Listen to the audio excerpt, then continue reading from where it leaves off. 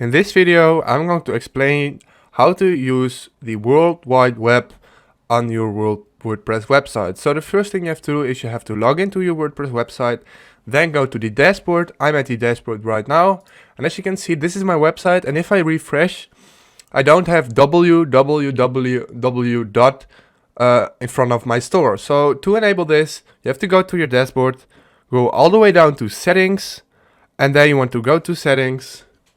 And as you can see, this is my WordPress address URL, and this is the site address. This is the same.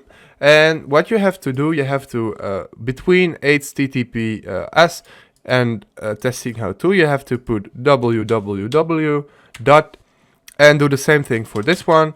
And now you changed, you added the World Wide Web web link to your website. So if this video helped you out, please leave a like, please subscribe, and see you next time. Bye.